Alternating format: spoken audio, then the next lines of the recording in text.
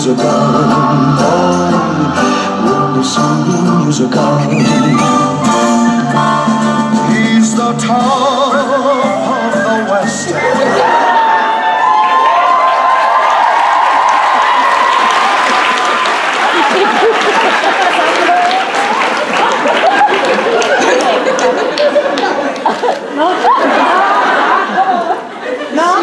Oh, that's not fair. I could do this all day.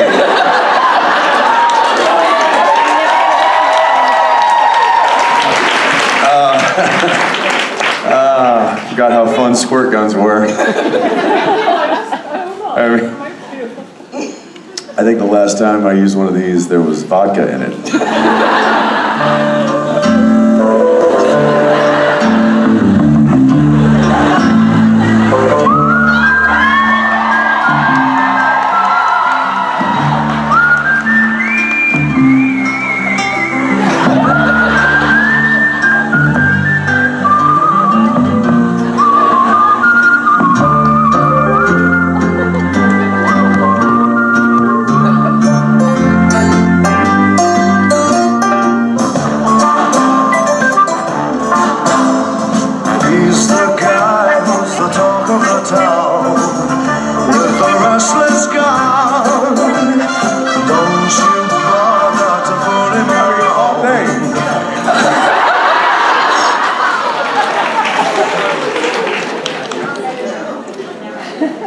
So much fun! How long is this panel? Can we extend it by like a half an hour? Only if we get and just play that song on repeat?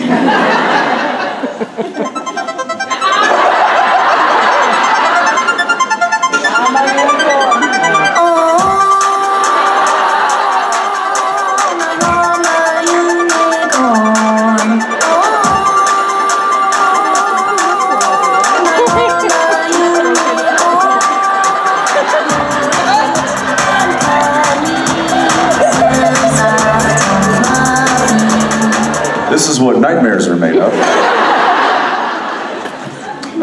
How's everybody doing?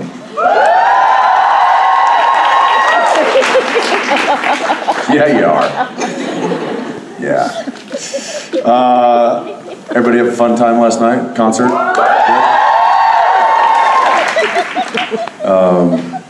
Rob was telling me a story, and I'm just going to go ahead and say it, and he's probably going to be mad at me, but he gets a little nervous before shows. I don't know why. The guy's done it a million times, but it's kind of cute. And he went back to the green room and he found an unopened bottle of wine. And without thinking, he just opened it and took a big swig and realized that it was one of Daniela's bottles of wine. Rob's left Rome. I can't wait to tell her. It's the little things.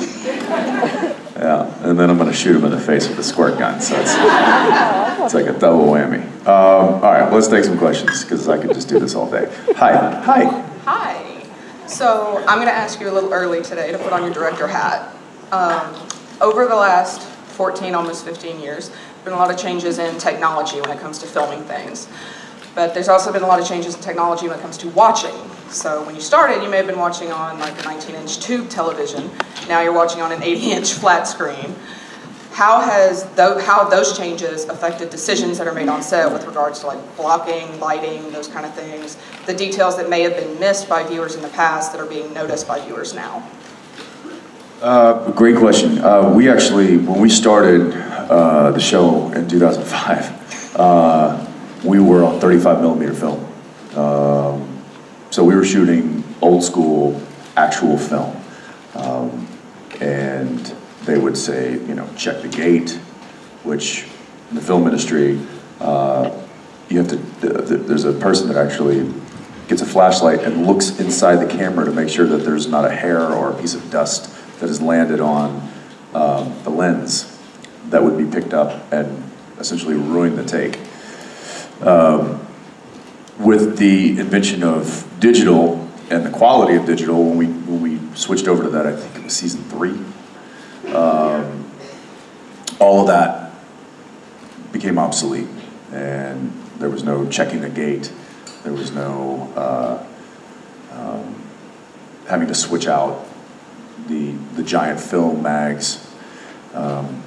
So it was that was certainly a shift.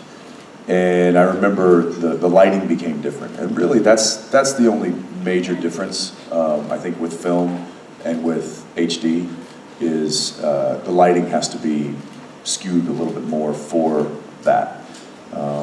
Unfortunately, with high definition, you get to see more of the imperfections, I think, in filmmaking. So there's arguments of, well, you could do more with it, but at the same time, I think it also highlights some of the negativity that film didn't show.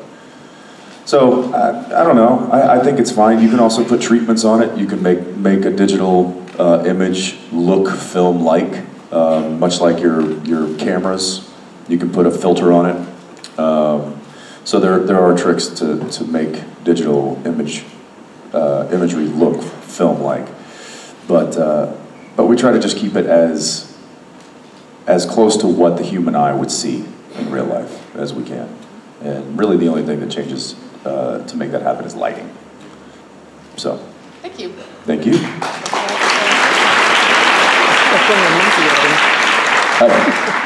Hi, first time from Portugal. So my question is, how you have so many fight scenes in Supernatural? How do you prepare for those scenes? What time does it take, for example? And is there a challenge scene that you choose for fight scene favorite, for example? And also, is there any? It's the last, I should swear. Is there any Portuguese words that you learned recently? Recently? Yeah. Obrigado?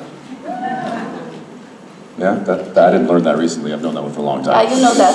Yeah, I should know more. I dated a girl from Brazil who spoke Portuguese many years ago, and I should probably know more than I do, but it's been a while. Fight scenes, yes. Getting ready for a fight, it depends on what the fight scene is. If it's a heavily choreographed fight scene with a lot of physical moves and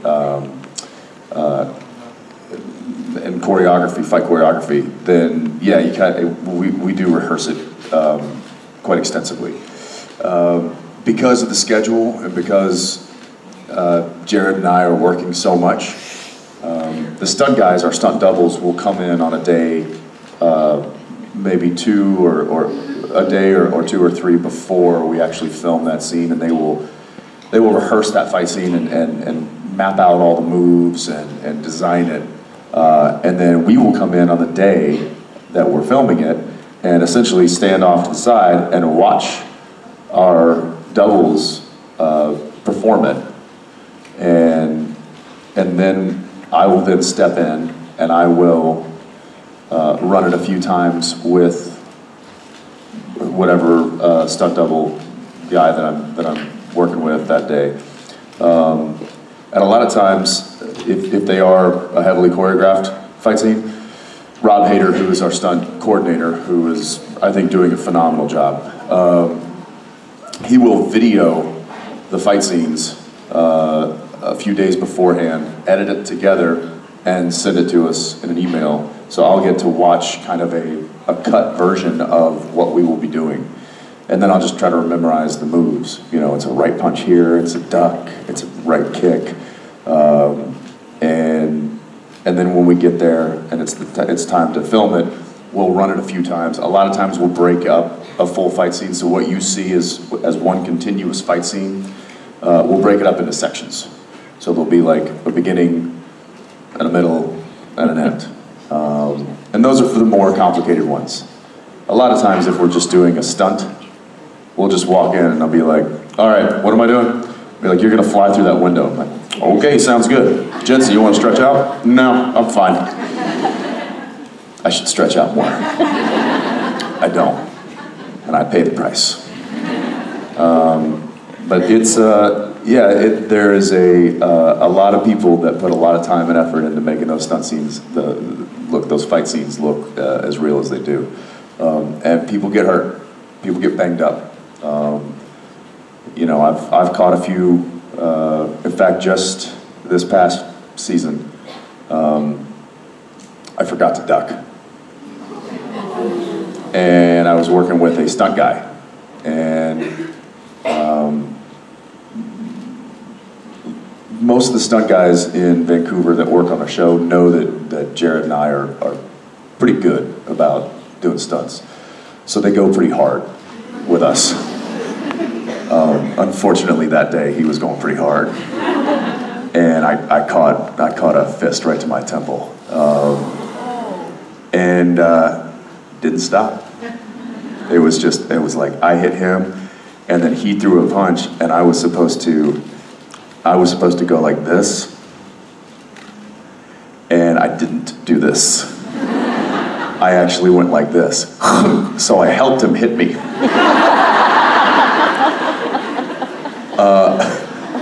I was like, I almost leaned into it too. I was like, wham! But I just kept going. I could see he was like, ooh.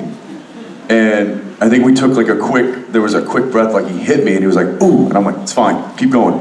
And then we finished the fight scene and they yelled cut, and the stunt coordinator like came running on. Rob was like, you got hit, didn't you? You got hit, I saw it. And I'm like, ow. I'm fine. Am I bleeding?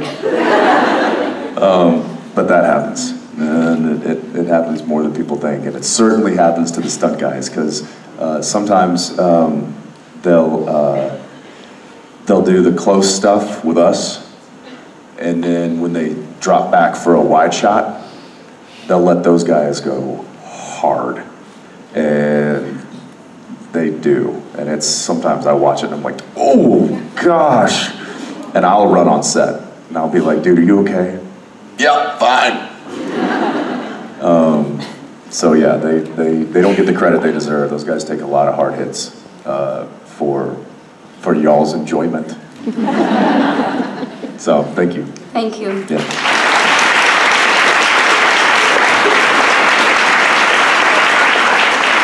Hi. In 1412 Profits and Loss, we see Baby putting a trailer with a malak box on it. We have never seen it before, and so I want to know if Baby already had a trailer hitch on, or if it was specially built, and if the handling of the car was differently. It was built for, the tow hitch was built and installed for that particular episode. And yeah, luckily I've driven trailers before. I don't know why, but I have. And I felt pretty comfortable doing it. There's several people on the crew who are careful people. They get paid to be careful. Our stunt coordinator is paid to be a kind of a safety person, to make sure that everybody's safe. If I'm firing a gun, they make sure that there is a barrier between the gun and the crew. Even though there's no projectile coming out of the gun, there's still a blast. There's still a concussion, and there's also wadding. There's like bits of stuff that can fly out, and it could hurt somebody. So there are people on set that are there to make sure that it's a safe set. And those are the same people that say, when I'm driving the Impala, no matter what, they can go get a sandwich. They'll walk off set, they're like, oh, Jensen's driving? Oh, we're good. And then apparently, if Jared's driving, more people come on set to protect people from his erroneous driving behavior. I think I said this before. There was I forget the name of the episode. What was the episode where I got like Dean had the love potion and the two girls? What? What was it? Yeah, I don't know either. And Sam comes driving up, and then we get into the fight, the wrestling match in front of the Impala. You remember this? Yeah. They wouldn't let Jared just pull up into the parking lot. That's how bad it is. They had his stunt double dress up like him, who Mike Carpenter doesn't have long hair. He got a wig on, he got makeup, he put the full wardrobe on just to drive the car up onto the curb. And then they yelled, "Pause!" Mike jumps out, Jared runs in, shuts the door, and then pretends to get out of the car as though he just pulled up.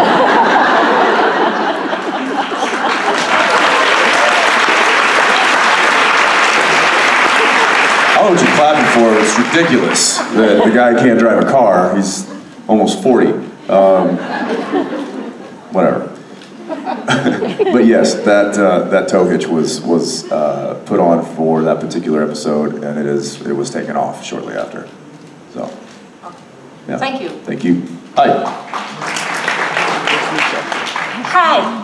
If Dean hadn't been raised as a hunter, what career do you think he would have chosen and why?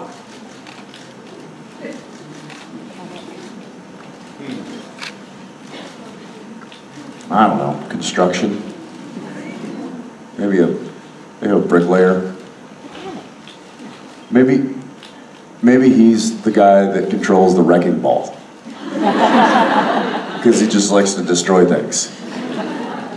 Not because he likes Miley Cyrus, but just because he likes to destroy things. I don't know. What do you think? What do you think he would be? I think he would be a firefighter. Oh. In one of the episodes in the first season, Dean says that as a kid he wanted to be a firefighter. That's right. Saving people, putting out fires, the family business.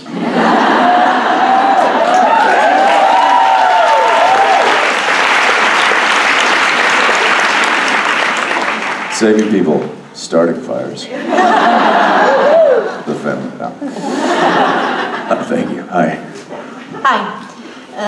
I do love the Man of Letters bunker, and it gives you somewhat of a fixed set. So I was wondering whether you missed like the crazy motel rooms of the earlier seasons, and if you have a favorite. Yeah, I do. It's our department, our production design team really had a lot of fun with those motel rooms. Jerry Wanick, I think, outdid himself on a lot of them. One of my favorites was the black and white one. I don't know if you guys remember that. It's kind of rare. The disco one? Yes. Yeah. I love that. I love that one. I looked around. I was like, what can I steal? And then I also like the Western one with the saloon doors in the middle of it. It's so great. I'm like, who thinks of this? Jerry does, and he's fantastic at it. Yeah, hopefully we can get more of those motel rooms because I think there's just a nice touch of creativity on our set. Yeah. Jared apparently thinks he's going to take the Men of Letters home with him when the show's over. He's like, yeah, I think I'm just gonna take the whole set. He's like, you take the car, I'll take the Men of Letters. I'm like, what are you gonna do with a set? I don't know, figure something out. Good luck with that. Let me know when it's done. I'll come over and we'll have a beer. So I don't know. He's not gonna get it. Thank you. Thank you. Yep. Hi.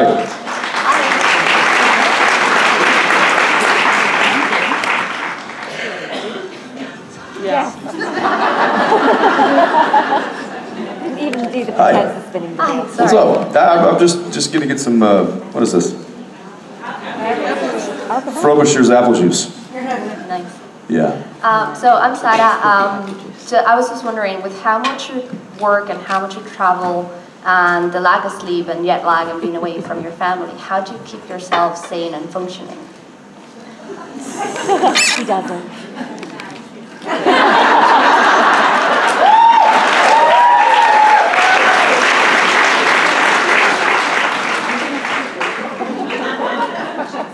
this apple juice is turned? That's a good question. I mean, I was just on a completely different time schedule 3 days ago. So now when I'm waking up, my family's going to bed. And as I was actually talking to, I had dinner with Graham McTavish on Friday night. I don't know if you guys got to meet him this past week. Great guy. Super cool guy. It was good to chat with him. He just apparently just read a book called Why We Sleep or something like that. And it's this doctor who talks about the importance of sleep essentially and the circadian rhythm. And I started thinking, I'm like, I don't think I've had a circadian rhythm since I was maybe in my 20s. And it's because I'm constantly changing time zones and I'm constantly traveling, and I sleep when I can, and I've somehow tricked. But here's my trick. This is what I do. If you guys are traveling here or traveling somewhere, this is my trick. As soon as I get on a plane, if I'm getting on a plane and going back to New York, I will immediately change my watch to the time that I'm landing at. And then I will plan my flight according to what time it is on my watch, where I'm going, which could be difficult, but as soon as I get my headspace in that time zone, all of a sudden my body kind of follows. And so that's kind of what happens throughout the season when I go back and forth, or when we shoot on a Monday. We start at about 8 a.m. and we finish about 9 to 10 p.m. Then on Tuesday we start at about 9 or 10 a.m. and finish around 11 or 12. And then on Wednesday we're starting at about 11 or 12. And then by Friday we're starting at about 3 in the afternoon and filming till about 4 in the morning. So you don't get to go to sleep at the same time every day. And then a lot of times we film till 4 in the morning and then sleep for 2 hours and get on a plane and fly home. And it's just one of those things that we've been doing it for so long that it's just normal. And Jared can sleep standing up. I need to be sitting down at least. But he and we have this thing, and it happens on set. We'll be, a lot of times at lunch, he and I will just look at each other and be like, sleep contest. And we do it on planes. When we're boarding a plane, he'll look at me and be like, sleep contest? I'm like, yeah, challenge accepted. And it's basically just who can go to sleep the fastest. Because we need sleep. But it's, that's, you know, it's our normal. And a lot of people are like, I can't, you know, how do you deal with the travel? How does your wife deal with the fact that you're gone so long? Or how does your kids deal with the fact that you're gone weeks at a time? And I'm like, it's just what we do. That's what we know. That's our normal. And it may sound weird to other people, but it doesn't sound weird to us because it's all we've known. I mean, I started dating my wife shooting the show. So she's only ever known me doing the show. Or, well, we knew each other beforehand, but she's only ever been in a relationship with me while I've been on the show. So that's all we know. So next year, she's going to be like, why are you here?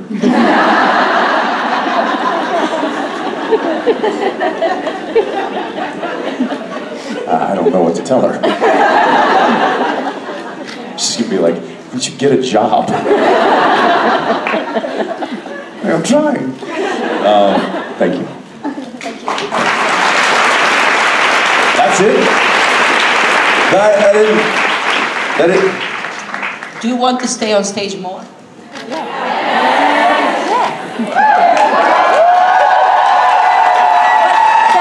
However, you know what I would like to do more? Oh no.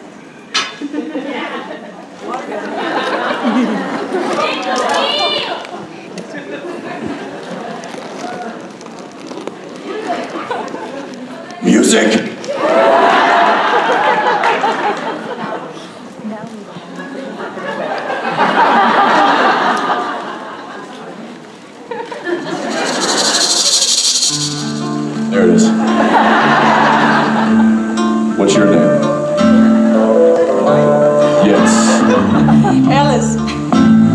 your question? I can do it like this. Try me. Can I ask? Yes. My question was, how does your friendship with Jared affect your performance as 17?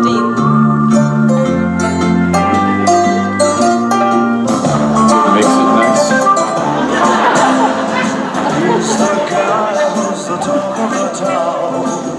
It helps. Yeah, because it was longer. I realize I have a leaky gun.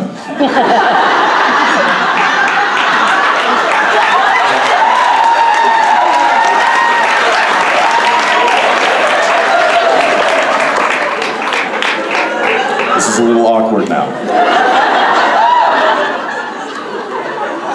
I'm sorry. I'm gonna see someone about this.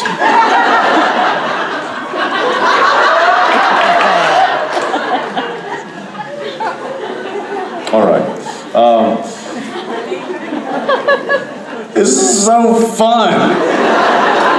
Okay, let me answer this question. Friendship with Jared has obviously made an immense impact on the show and the way that we portray these characters. I don't think without our connection as true friends and people who truly get along and understand each other, that there would be that much chemistry on screen. I think it is an incredible byproduct of our relationship. I also think that it's a byproduct of Misha and I's friendship, and Spate and Benedict, all these people. That there's a true friendship there and a bond. Oh, okay, all right.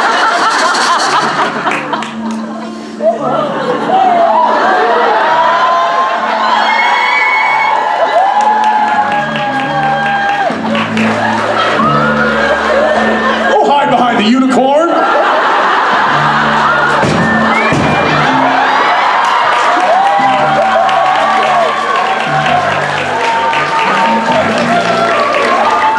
All right, you win.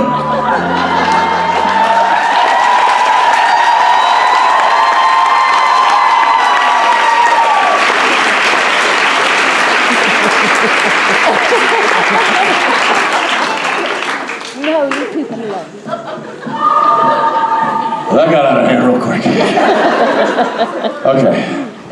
Am I done now? Can I? That was calm down. That was get off the stage.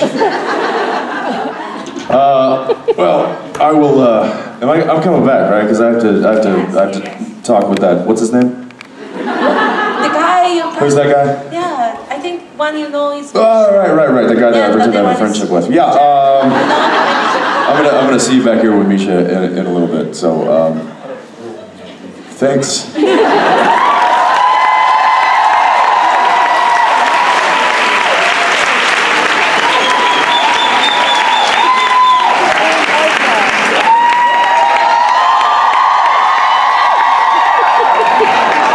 doesn't want. I have to. Okay.